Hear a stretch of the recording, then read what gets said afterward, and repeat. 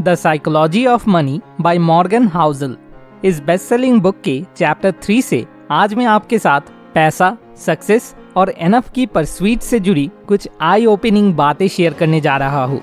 तो तैयार हो जाइए इस लर्निंग के सफर को शुरू करने के लिए और शायद अपने गोल्स और एस्पिरेशंस के बारे में दोबारा सोचने के लिए। पिक्चर दिस, शेल्टर आइलैंड पर एक बिलियनियर की पार्टी जहां वेल्थ और हद से ज्यादा चीजें होने का दिखावा हो रहा है। इस सब दिखावे के बीच में कर्ट वॉनगट, एक legendary writer, iconic novel catch 22 के ऑथर और अपने दोस्त जोसेफ हेलर की तरफ मुड़ते हैं और उन पर एक बॉम्ब फेंकते हैं। वो बताते हैं कि हेलर ने अपने मास्टरपीस से पूरी जिंदगी में जितना नहीं कमाया होगा उससे कई ज्यादा उस पार्टी का होस्ट, जो एक हेज फंड मैनेजर है, एक दिन में कमा लेता होगा। हेलर, जो कि अपनी हाजिर जवाबी के लिए फेमस है, एक स्माइल के साथ जवाब में कहते हैं, हाँ, बात तो सही है, लेकिन मेरे पास एक ऐसी चीज है जो वो कभी नहीं पा सकता है, एनफ होने का satisfaction. Boom, Mick drop moment. हेलर की बात की सिंप्लिसिटी और उसके पीछे की सच्चाई माइंड ब्लोइंग है। ये दुनिया जो दौलत, पावर और स्टेटस को कमाने के पीछे भागती रहती है, एनफ होने के सिंपल कंसेप्ट को भूलती जा रही है। हम हमेशा और ज्यादा पाने के पीछे भागते रहते हैं और जो हमारे पास है उसे खुश नहीं रहते, और यही से सारी प्रॉब्लम्स शुरू होती है। अब चलिए पहले एक एग्जाम्पल की तरफ बढ़ते हैं जो एनफ ना होने के कंसिक्वेंसेस को दिखाती है। रजत गुप्ता कोलकाता में पैदा हुआ एक अनाथ बच्चा था। उसने सारी मुश्किलों का सामना किया और मैकिन्जी जैसी रेपुटेड कंसल्टिंग फर्म का सीईओ बन गया। गुप्ता की सक्सेस स्टोरी कुछ कमाल की थी। बिल गेट्स जैसे महान इंसान के साथ उसका उठना बैठना शुरू हो गया। उनके साथ कई फिलैंथ्रोपिक वेंचर्स में भी वो शामिल हुए और कई पब्लिक कंपनीज के बोर्ड ऑफ डायरेक्टर्स भी बने। 2008 तक उन्होंने $100 मिलियन का एक हैरत अंगेज नेट वर्थ बना लिया था। और अब आता है कहानी में ट्विस्ट। इतना गुप्ता के लिए काफी नहीं था। वो बिलियनियर्स की लिस्ट में शामिल होना चाहते थे। तो उन्होंने क्या किया?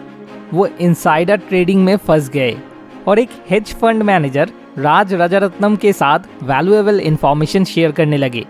रिजल्ट, गुप्ता और राजारत्नम दोनों को जेल हुई। उनकी रेपुटेशन और सारा करियर बर्बाद हो गया। सब कुछ सिर्फ और ज्यादा को हासिल करने के चक्कर में। तो हम इस कहानी से क्या सीख सकते हैं? सिंपल सी बात है, एनफ होना बहुत जरूरी है। ये बस ध्यान से महसूस करने के ऊपर है कि आप किस पॉइंट पर पहुंचकर खुश और फुलफिल्ड महसूस करते हैं। एनफ हासिल कर लेने के बाद खुद को रोकना सबसे मुश्किल फाइनेंशियल स्किल होती है, क्योंकि अगर हम हर अचीवमेंट के साथ अपने एक्सपेक्टेशंस को बढ़ाते रहेंगे तो हम हमेशा अपने आप को सबसे पीछे ही पाएंगे, क्योंकि हम सब जानते हैं happiness equals to result minus expectations. अब बात करते हैं अपने वेल्थ को दूसरे लोगों के साथ कंपेयर करते रहने की कांस्टेंट आदत, यानी सोशल कंपैरिजन की। इमेजिन कि आप एक प्रोफेशनल क्रिकेटर हैं और साल में 50 लाख रुपए कमा रहे हैं। शायद आप सोचोगे कि आप बहुत अमीर हैं। ना, गलत जवाब।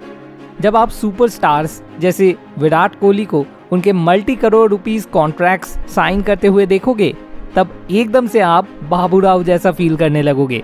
एंड गेस व्हाट, विराट खुद भी अगर अपनी कमाई उन टॉप हेज फंड मैनेजर्स के साथ कंपेयर करता होगा जो करोड़ों में हर दिन खेलते हैं, तो वो भी बाबूराव जैसा फील करने लगेगा। ये एक कभी ना खत्म होने वाली रेस है जहां फिनिश लाइन आगे बढ़ती रहती है। लेकिन दोस्तों, बात ये भी है कि आपको इस कभी खत्म ना होने वाले गेम को खेलने की जरूरत ही नहीं है। एक्सेप्ट कीजिए कि आपके पास जो है काफी है, चाहे वो दूसरों से कम ही क्यों ना हो। क्योंकि एक छोटा सा राज बता दूं, कंपैरिजन खुशियां चोरी कर लेती हैं।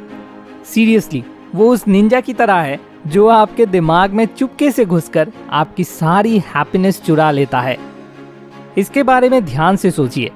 आप सोशल मीडिया स्क्रॉल कर रहे हैं और आप अपने दोस्त के मालदीव्स के वेकेशन की पिक्स देख रहे हैं।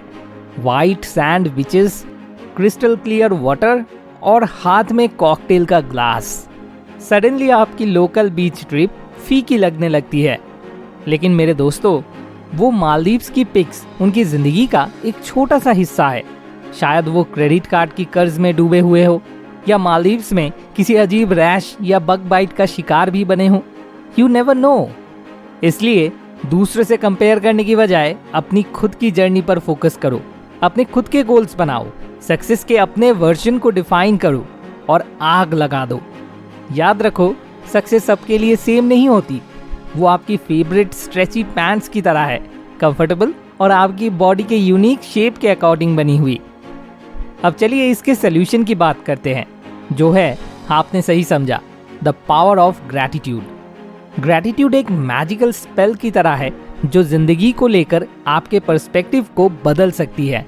जब आप एक पल रुककर जो आपके पास है उसे अप्रिशिएट करते हो, चाहे वो सिर के ऊपर छत होना हो, या प्यारी सी एक फैमिली होना हो, या वो बेवकूफ बेस्ट फ्रेंड साथ में होना हो, ग्रैटिट्यूड से कुछ मैजिकल होता है। आपको समझ आने लगता है कि आप पहले से ही अलग अलग तरीकों से बहुत अमीर हैं। पैसा ग्रैटिट्यूड की जादू की झप्पी को नहीं खरीद सकती।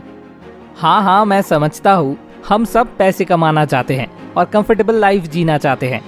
पैसा दरवाजे खोल सकता है, फैंसी गैजेट्स दिलवा सकता है और शायद फेमस भी बना सकता है। लेकिन मेन बात है, पैसा अचानक से सभी प्रॉब्लम्स सॉल्व नहीं कर सकता है या खुशियों की गारंटी नहीं दे सकता है। वो सिर्फ एक टूल है, एंड तक पहुंचने का एक जरिया है। तो जब आप हसल करके सक्सेस की सीढ़ियां चढ़ रहे होंगे, तब अपनी नज़र गोल पर फिक्स रखो। डिफाइन करो कि आपके लिए एनफ कितना है। ग्रैटिट्यूड की पावर को अपनाओ और कंपैरिजन को अपनी खुशियां छीनने मत दो, क्योंकि और ज़्यादा की तलाश में फंसे रहने के लिए जिंदगी बहुत छोटी है। हमेशा याद रखें, मनी कांट बाय हैप्पीनेस, लेकिन कोई तभी खुश रह सकता है जब वो जो उसकी बेसिक नीड है उसे एटलीस्ट खरीद सके। ये आई ओपनिंग इनसाइट मुझे the psychology of money by Morgan Housel book से मिला। अगर आप इस बेस्ट सेलिंग कंसेप्ट के बारे में और गहराई से जानना चाहते हैं तो मैं आपको हाईली रिकमेंड करूंगा कि आप इस बुक को नीचे दिए गए लिंक पर क्लिक करके खरीदें। अगर आपको बुक्स पढ़ना बोरिंग लगता है, लेकिन आप best selling personal development books में बताए गए आइडियाज़ को जानना चाहते हो, तो हमारा चैनल आपके लिए एक ऑल्टरनेटिव ऑप्शन है। हमारे चैनल को सब्सक्राइब करने से आपको chapter wise comprehensive book summaries देखने को मिलेगी। अगर आप किसी और बुक की समरी फ्री ऑफ कॉस्ट सुनना चाहते हैं तो प्लीज़ हमें कमेंट करके बताएं। Thanks for watching. More wisdom, more solution, better life.